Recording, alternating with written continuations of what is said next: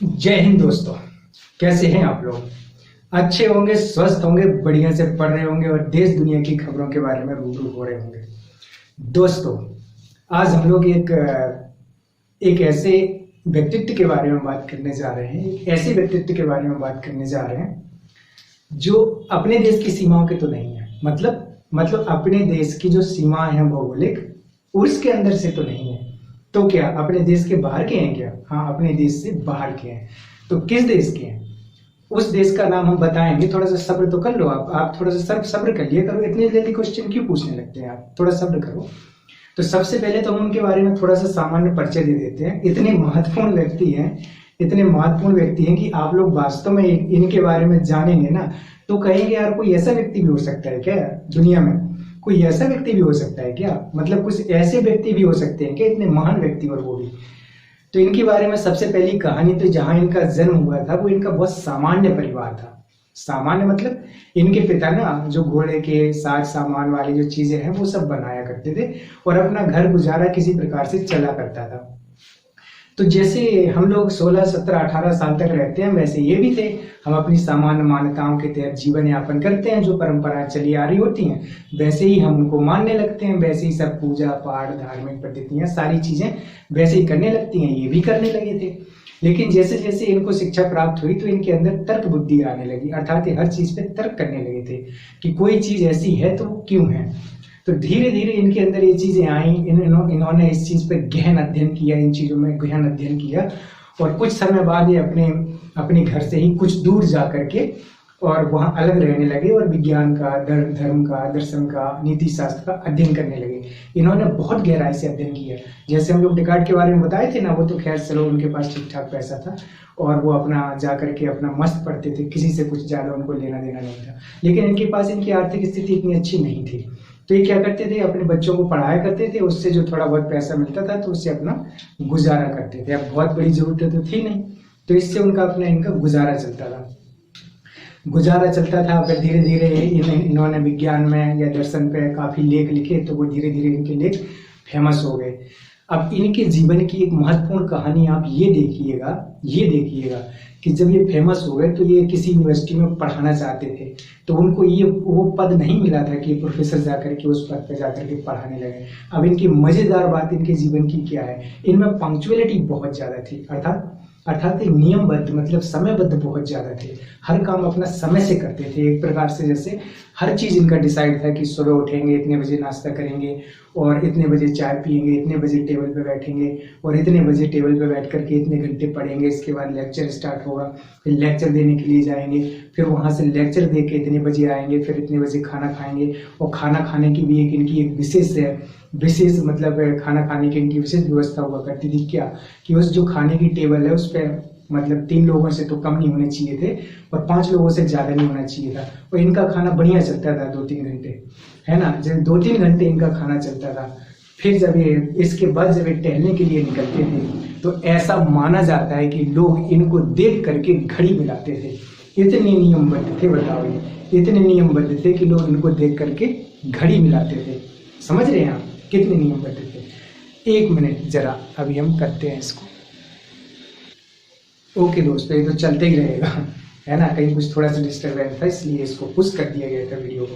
तो दोस्तों, ये इतने नियमबद्ध थे कि लोग इनको देख करके ना घड़ी मिलाते थे कि अगर ये टहलने के लिए निकल रहे हैं तो इसका मतलब इतने ही बजे होंगे, क्योंकि ये गलत नहीं हो सकते हैं। तो दोस्तों, इनकी जो पंक्चुअलिटी थी, इनकी जो समय निष्ठा थी, वो इतनी जबरदस्त थी कि अपने नियम से हर काम करते थे। यहाँ तक कि आखिर नाम तो बता दो कि वो थे कौन। बता रहे हैं उनका। और आप लोगों ने अगर ये घड़ी मिलाने वाली बात सुनी होगी तो आप लोग जान गए होंगे कि हम किन की बात करने जा रहे हैं। तो लोग उनको देख करके घड़ी मिलाते थे। किनको देख करके? इन व्यक्तित्वों को। और ऐसा देखिए दोस्तों, जब एक बार ऐसी कहानी और है कि ये पढ़ाने के लिए जा रहे थे तो इनका बारिश हो गई रास्ते में और इनका ये जो कीचड़ था उसमें इनका पैर चला गया। तो एक जूता इनका मतलब एक पैर निकालने लगे तो जूता कीचड़ में रह गया। तो इन्होंने जूता नहीं निकाला था कि मैं लेट हो जाऊंगा अगर मैं जूते को निकालने लगूंगा, फिर पहनूंगा, फिर तो एक ही जूता पहन करके पढ़ाने के लिए चले गए थे। दूसरी बड़ी घटना देखिए इनकी, इनकी कि ऐसा माना जाता है कि अपने पूरे जीवन पर्यंत 60 मील से ज्यादा नहीं गए थे। 60 मील से ज्यादा नहीं गए थे। मतलब जैसे हम लोग नहीं, कुछ लोगों का, जैसे हम लोग बहुत सारे लोग जो गांव में ही जन्म लेते हैं और शायद वो कभी जीवन में दिल्ली भी ना पाए और गांव में ही उनका स्वर्गवास हो जाता है। मतलब पूरा जीवन वो एक गांव में ही गुजार देते हैं। यहाँ तक कि वो अपने आसपास की जो बड़ी सिटी है कानपुर, या जो जैसे कि हम जिस क्षेत्र में रहते हैं, बहुत सारे लोग ऐसे रहते होंगे जो लखनऊ कानपुर तक ना पहुंच पाए और जिस गांव में जन्म हुआ था उसी गांव में हो सकता है उनका स्वर्गवास हो जाए। तो ऐसा माना जाता है इन व्यक्तित्व के बारे में कि इन्होंने 60 मील से ज्यादा कभी जीवन में यात्रा नहीं की थी। पूरे जीवन में जहां थे वहीं मस्त रहते थे। इनका नाम है एमुनुएल कांट है। और ये बहुत बड़े वैज्ञानिक हैं और ये बहुत बड़े दार्शनिक हैं और ये बहुत बड़े नीति शास्त्री हैं। आप सभी लोगों ने कांट की परिकल्पना, लाप्लास वो थ्योरी वाला सभी लोगों ने पढ़ी होगा। आज हम इनको दर्शन के पर्सपेक्टिव से देखने जा रहे हैं दोस्तों। इनकी नियमबद्धता इतनी गजब की थी। सुबह जगते थे, मस्त नाश्ता करते थे, 1.5-2 घंटे इसके बाद टेबल पे डिस्कशन चलता था, खाना चलता था और दार्शनिक विषयों पर चर्चा होती थी। इन्होंने सृष्टि के गूढ़ रहस्यों को समझने का प्रयास किया। इन्होंने बताया कि ज्ञान बुद्धि और अनुभव दोनों से होता है, क्योंकि इसके पहले लोग ये मानते थे कि जो ज्ञान है वो अनुभव से होता है, और इनके बाद जो है लोग ये मानते थे कि जो ज्ञान है वो बुद्धि से होता है। तो अब आप मुझे एक बात बताओ, अब मैं आप लोगों से एक क्वेश्चन पूछने जा रहा हूँ। ये क्वेश्चन एक बहुत सामान्य क्वेश्चन है और इस गूढ़ विषय को समझने के लिए इस प्रश्न पर चर्चा करना बहुत जरूरी है। दोस्तों एक बात बताओ, ये है पेड़, ठीक है, और ये है बुद्धि। ये है पेड़ और ये है बुद्धि। अब आप मुझे एक बात बताओ, आप भी खड़े हुए हैं और मैं भी खड़ा हुआ हूँ, हम दोनों लोग खड़े हुए हैं, आप भी खड़े हुए हैं और मैं भी खड़ा हुआ हूँ। तो ये बुद्धि है, ये आपकी बुद्धि है, ये मेरी बुद्धि है, और ये है पेड़, और इस बुद्धि को ये पेड़ दिखाई दे रहा है। आप मुझे बताओ दोस्तों कि यहाँ दुनिया में जितने लोग हैं, क्या सबकी बुद्धि समान है? क्या सबकी बुद्धि समान है? आप कहेंगे ये कौन सी बात कर रहे हैं, बुद्धि कहीं समान होती है क्या?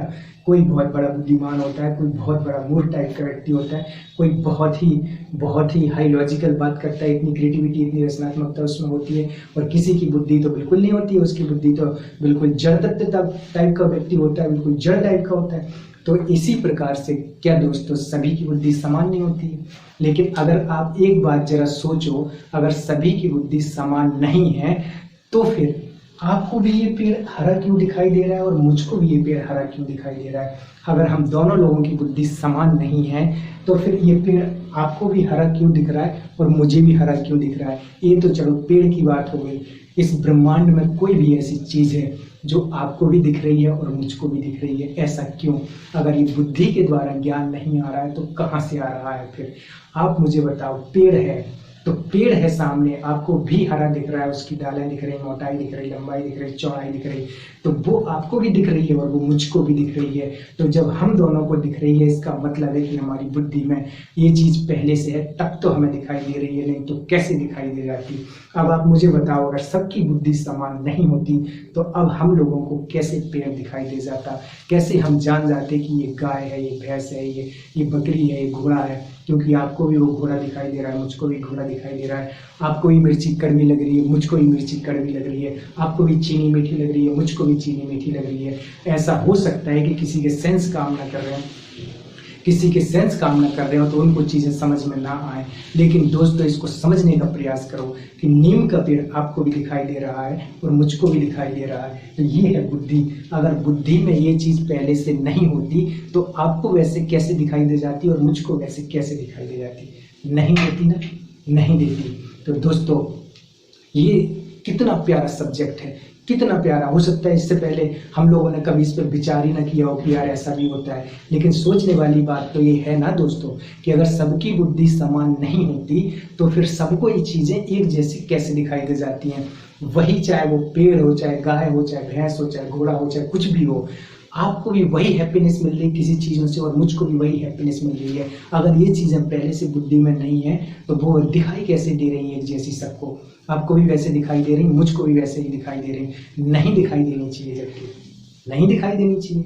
दोस्तों कभी कभी क्या होता है ना कि हम लोग जो चीजें हमारे पास होती हैं वो हम उनसे संतुष्ट नहीं होते हैं, बल्कि जो चीज़ें हमारे पास नहीं होती हैं हम उनके बारे में सोच के ज़्यादा परेशान होते हैं। हमारे पास जो चीज़ नहीं है अर्थात अभाव है, उस अभाव को लेकर के हम ज़्यादा दुखी, परेशान और पीड़ित हैं, जबकि जो भाव है उसकी ओर हमारा ध्यान नहीं जाता है।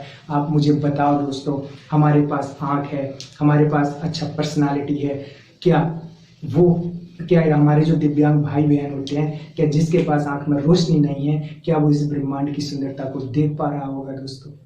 देख पा रहा होगा? क्या वो पक्षियों की चहचहाहट केवल सुनता होगा? क्या वो पक्षी को देख पा रहा होगा? नहीं देख पा रहा होगा। क्या वो इस ब्रह्मांड को सूर्य को उदय होते और अस्त होते हुए देख पा रहा होगा? नहीं।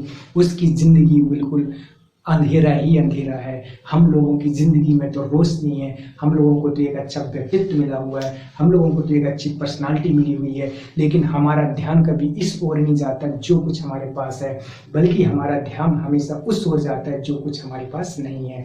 अभाव की ओर हम क्यों जाते हैं? जो भाव है उसको क्यों नहीं देख रहे कि आपके पास एक अच्छा व्यक्तित्व है, आपके पास एक अच्छी पर्सनालिटी है, आपके पास वो है जो दूसरे के पास नहीं है। आपके पास हाथ है, दूसरे के तो हाथ भी नहीं है। आपके पास पाँव है, दूसरे के तो किसी एक्सीडेंट में पाँव भी चले गए हैं।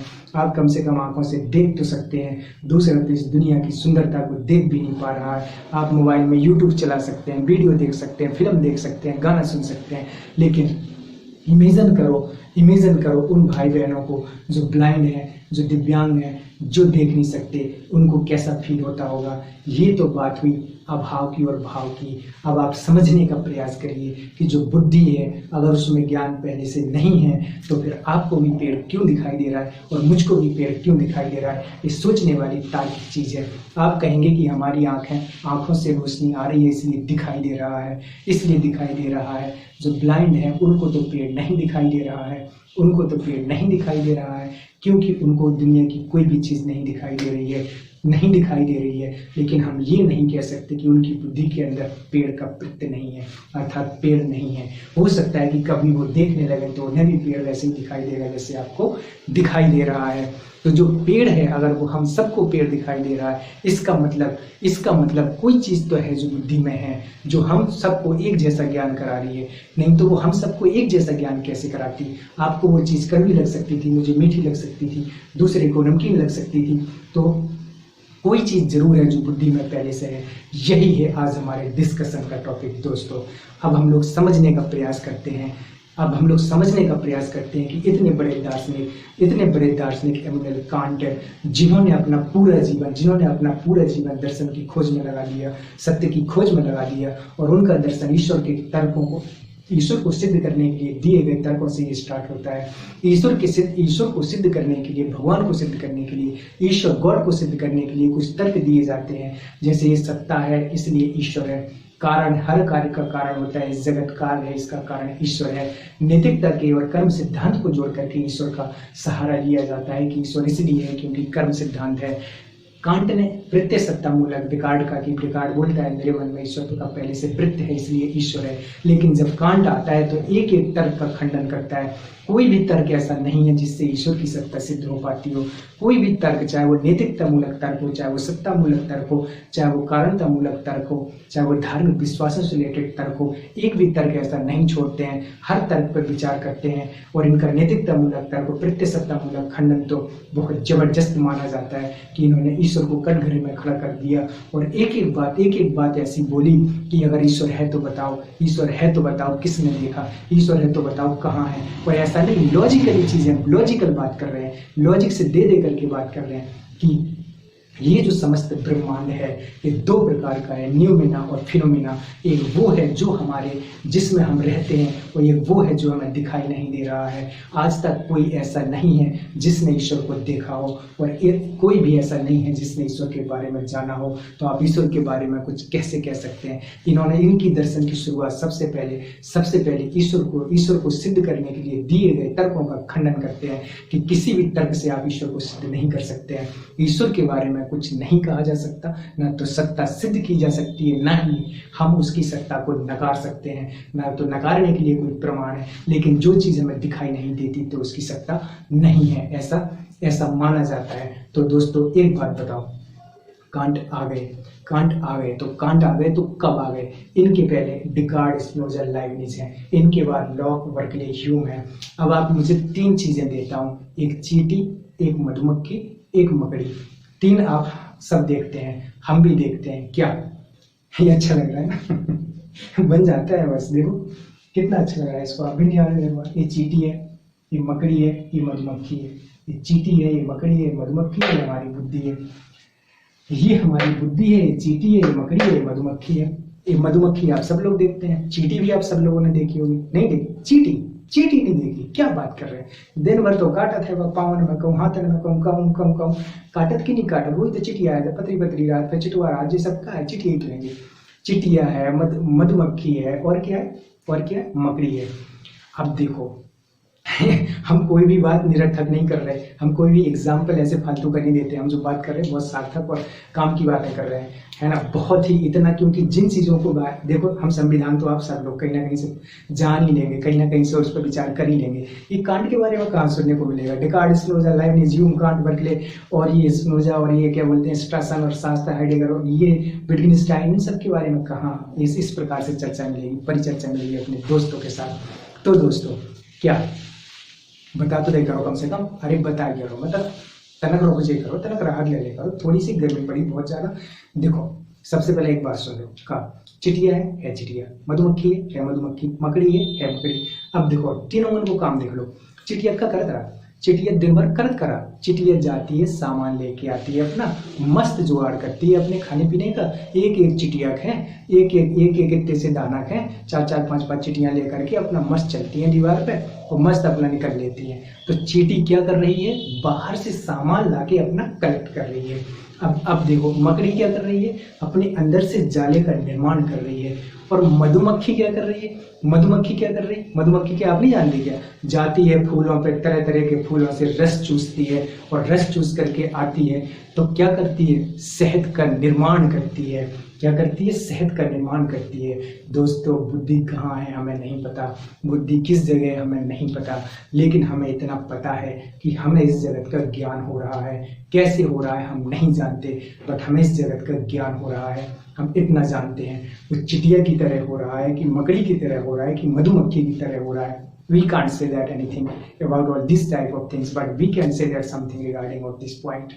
So दोस्तों इतना तो हमें पता है कि हमें ज्ञान हो रहा है, इतना तो हमें पता है कि इस केस हमें दिखाई दे रही है। आपको भी लाल दिखाई दे रही, मुझको भी लाल दिखाई दे रही, आपको भी काली दिखाई दे रही, मुझको भी काली दिखाई दे रही। इसका मतलब लाल काले का जो ज्ञान है वो बुद्धि के अंदर है, बाहर नहीं है। अगर बाहर होता तो हम सबको अलग अलग दिखाई देता, क्योंकि आपकी बौद्धिक क्षमता अलग है, मेरी बौद्धिक क्षमता अलग है, आपकी तार्किक क्षमता अलग है, मेरी तार्किक क्षमता अलग है। आप एक विशेष देश काल परिस्थिति में जन्म हुआ है, मेरा एक विशेष देश काल परिस्थिति में जन्म हुआ है। कांट साहब जो है ये पूरे जीवन में अपने 60 मील से ज्यादा यात्रा नहीं किए। हमारा जीवन भी कुछ ऐसे ही ऐसे गुजरा जा रहा है। इनके पास भी शादी का एक, कांट साहब के पास भी मस्त शादी का एक प्रस्ताव आया था, तो कांट साहब बहुत सोचने में टाइम लगा दिए और सोचिए यार, क्या जो अनुभववादी हैं, दार्शनिकों की अपनी एक अलग ही दुनिया रहती है। वो इस दुनिया में तो होते हैं लेकिन उनकी चिंतन क्षमताएं कहीं दूसरी दुनिया की होती हैं। वो गजब सोचते हैं, उनके सोचने का नजरिया ही कुछ अलग होता है। तो कांट साहब के पास एक प्रस्ताव आया था, तो सोचे यार क्या शादी कर लेनी चाहिए क्या या नहीं करनी चाहिए। तो काफ़ी बहुत सोच विचार किए और फिर जाते हैं कि चलो अब ठीक है यार कर लेते हैं शादी। तो जाते हैं और पिताजी के पास लड़की के और बोलते हैं कि चलो ठीक है, हमने अपना डिसीजन ले लिया है कि अब हम शादी करेंगे। तो बोले अब करोगे शादी? हमारी बिटिया की शादी हो गई है ना। तो अब उनकी बिटिया की शादी हो गई। तो देखो पूरा आजीवन अविवाहित रहे, मस्त दर्शन का ज्ञान प्राप्त किए और स्टूडेंट्स को दर्शन के बारे में बताए, जाने सीखे समझे। तो दोस्तों चींटी है जिसका काम सामान जुटाना है, मकड़ी है जो बर्कले जो कहता है, मकड़ी जो अपने अंदर से जाले का निर्माण करती है। मधुमक्खी क्या करती है? मधुमक्खी की तरह बुद्धि है क्या? अब हम लोग बुद्धि की बात कर रहे हैं कि बुद्धि है क्या। आप लोग बहुत थोड़ा सा अगर गहराई से सोचेंगे ना दोस्तों, तो वास्तव में बात सोचने वाली है कि आपको ही पेड़ वैसा ही क्यों दिख रहा है जैसा मुझको दिख रहा है। इसका मतलब है कि कोई चीज़ हमारे अंदर है जो रिप्रेजेंट कर रही है बाहर की चीज़ों को। तो सबसे पहले बुद्धिजीवी मानते थे कि जो ज्ञान है वो हमारी बुद्धि में है, और जो मकड़ी जैसे अपने अंदर से जाले का निर्माण करती है, वैसे ही बुद्धि बाहर जगत का निर्माण कर रही है। बुद्धि बाहर, ये सारा ज्ञान बुद्धि से बाहर जा रहा है। तो ऐसा लोग मानते थे। इसके बाद लॉक बर्कले जैसे लोग आते हैं। लॉक बोलता है नहीं, कुछ भी चीज़ अंदर से बाहर नहीं जा रही है, सारी चीज़ें बाहर से अंदर आ रही हैं। वो बोलता है चींटी की तरह है बुद्धि, बुद्धि चींटी की तरह है। वो बोलते हैं कि बुद्धि चींटी की तरह है कि बाहर से ये सारी संवेदनाएं प्राप्त करती है। बाहर देखती है कि पेड़ लगा हुआ है, उस पेड़ को बुद्धि देखती है, उसके बाद उसका ज्ञान प्राप्त करती है, उसकी संवेदनाएं प्राप्त करती हैं, और वो संवेदनाओं को जानता है। वो पेड़ को नहीं जानता है, मुझे तो संवेदना मिल रही है, मैं उसको जानता हूँ। इस प्रकार की बात हमारे लॉक बोलते हैं। बर्कले क्या बोलते हैं कि जो सारा ज्ञान है वो हमारी बुद्धि में पहले से है। तो जो ज्ञान है वो आत्म केंद्रित है, जो ज्ञान है वो आत्म केंद्रित है। ये देखो, आत्म केंद्रित है, जो अपने अंदर से जाले का निर्माण करती है। तो ज्ञान आत्म केंद्रित है, ये बोलते हैं वस्तु केंद्रित है। अब आ जाते हैं हमारे कांट साहब। कांट साहब को इसीलिए जाना जाता है क्योंकि ये समीक्षावादी है। ये दोनों को मिला देते हैं कि ज्ञान जो है वो बुद्धि और अनुभव दोनों से केंद्रित हो जाता है। कैसे दोनों से केंद्रित हो जाता है, इसको देखने का प्रयास करते हैं। ये बोलते हैं मुझे नहीं पता बाहर पेड़ है कि नहीं है, मैं पेड़ को नहीं जानता हूँ, मुझे तो जो संवेदना प्राप्त हो रही है मैं उस संवेदना को जानता हूँ, और वो संवेदना मेरी बुद्धि के पास आ रही है और बुद्धि मुझे ज्ञान करा रही है। अर्थात वो पेड़ आपको भी दिख रहा है, मुझको भी दिख रहा है, तो पेड़ दोनों को दिख रहा है। इसका मतलब है कि हम दोनों के अंदर कोई चीज़ ऐसी है जिस जो पेड़ को दिखा रही है, हम दोनों को पेड़ को दिखा रही है। ये देखो, तो ये पेड़ है, ये बुद्धि है। अब ये पेड़ है, ये बुद्धि है। तो पेड़ की संवेदना किसको प्राप्त हो रही? बुद्धि को। तो ये ईंट है, ईंट का सांचा देखा आप लोगों ने? ईंट का सांचा देखा, उसमें मिट्टी डालते हैं तब जाके वो ईंट बन जाती है, ईंट बन जाती है ना। और वो वैसे ही बुद्धि है जो बाहर से कच्चे माल को ला करके ज्ञान का निर्माण करती है। तो ज्ञान जो है वो देश काल से गुजरता है। अब आप लोग एक बात सुनकर के निश्चित ही आश्चर्यचकित हो जाएंगे। वो कांट क्या बोलने जा रहे हैं? कांट बोलने जा रहे हैं कि जो संवेदनाएं हैं, जैसे ये वस्तु है मेरे सामने, इसको मैं देख रहा हूँ, तो इसका जो संवेदना मुझे प्राप्त हो रही है, इस संवेदना जो मेरी बुद्धि है उसके पहले देश काल आता है, अर्थात टाइम एंड स्पेस आता है। और वो टाइम एंड स्पेस की एक लाइन होती है, जैसे ये लाइन है, देखो ये बुद्धि है हमारी, ये पेड़ है, तो इस पेड़ को बुद्धि का ज्ञान हो रहा है, तो ये लाइन है हमारी। तो इस लाइन से ये संवेदना गुजरेगी। यही वो लाइन है जहाँ इस पेड़ का ज्ञान पेड़ के रूप में हो रहा है, जहाँ इस पेड़ का ज्ञान पेड़ के रूप में हो रहा है। ये चीज समझने वाली बात है, बहुत समझने वाली बात है कि ये जो संवेदनाएं जब मेरे अंदर से गुजरती हैं तो बुद्धि के पहले टाइम एंड स्पेस आता है। बुद्धि में ही है, लेकिन जस्ट ये संवेदनाएं उससे गुजरती हैं, उस लाइन से, और जब उस लाइन से गुजरती हैं तो ज्ञान कन्वर्ट हो जाता है। इसी को वो बोलते हैं कि बुद्धि के बिना संवेदनाएं अंधी हैं। अगर बुद्धि नहीं है तो पेड़ का कोई मतलब नहीं है। संवेदनाएं अंधी हो जाएंगी। जो भी मुझे संवेदना प्राप्त हो रही है, पेड़ को देख रहा हूँ, बरकर को देख रहा हूँ, गाय को देख रहा हूँ, घोड़े को देख रहा हूँ, और अगर संवेदनाएं नहीं है तो बुद्धि निष्क्रिय है। फिर बुद्धि क्या काम करेगी? तो दोस्तों, कांट पता है क्या बोल रहे हैं? वो बोल रहे हैं कि टाइम एंड स्पेस आपके अंदर है, अर्थात ब्रह्मांड के केंद्र में बुद्धि है। अब आप बताओ, ब्रह्मांड केंद्र में नहीं है, ब्रह्मांड के केंद्र में बुद्धि है। उससे सारा, जैसे आप इस चीज को प्रैक्टिकल देखिएगा, आप अगर कभी सोते समय बोलेंगे ना अपना नाम लेकर के कि मुझे इतने बजे जगा देना, तो आप उतने बजे कैसे जग जाते हैं? कहीं ना कहीं टाइम हमारे अंदर है। उस टाइम को कैसे पता कि 5:30 बज गए और आपकी आंख खुल जाती है? कैसे पता? क्योंकि टाइम अंदर चल रहा है, टाइम अंदर है, टाइम बाहर नहीं है। तो ऐसा ये मान रहे हैं। आप अपने अनुभव के अनुसार सोचिएगा कि जो भी हमारी संवेदना है वो बुद्धि से होकर के निकलती हैं, अर्थात बिना संवेदना के बुद्धि निष्क्रिय है, और बिना बुद्धि के संवेदनाएं अंधी हैं, मतलब उनका कोई मतलब नहीं है। तो दोस्तों, देख रहे हैं आप कितनी गहराई की बात हो रही है यहाँ पर। और जो भी ज्ञान हमें पेड़ का हो रहा है, आपको भी पेड़ दिखाई दे रहा है, मुझको भी पेड़ दिखाई दे रहा है, ये ज्ञान अनिवार्य है और सार्वभौमिक है।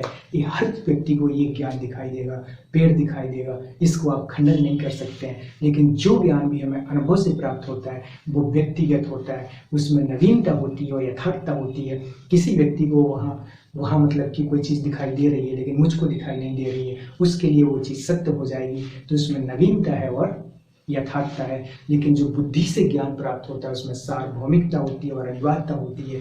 आपको भी पेड़ दिखाई दे रहा है, मुझको भी पेड़ दिखाई दे रहा है, जबकि हम दोनों लोगों की बुद्धि समान नहीं है, बुद्धि अलग अलग है, इसके बावजूद भी पेड़ दिखाई दे रहा है ना, दिख रहा है ना, कितनी गहरी बात है। इसीलिए इन्होंने कहा है कि तार्किक बनो, अंधविश्वासों में न जकड़े रहो, पूर्वाग्रहों में, पूर्व मान्यताओं में न जकड़े रहो, तर्क के आधार पर सोचो। अगर लोगों को शिक्षा से देखो, अगर लोगों को शिक्षा से वंचित कर दिया जाएगा तो वो कभी इतना ऊंचा तक नहीं सोच पाएंगे। अगर लोगों को शिक्षा से वंचित कर दिया जाएगा तो वो कभी तार्किक और बौद्धिक नहीं बन पाएंगे। इसीलिए हम लोग कहते हैं कि शिक्षा को जन जन तक पहुंचाओ, शिक्षा को हर व्यक्ति तक पहुंचाओ। हम, मेरा व्यक्तिगत रूप से तो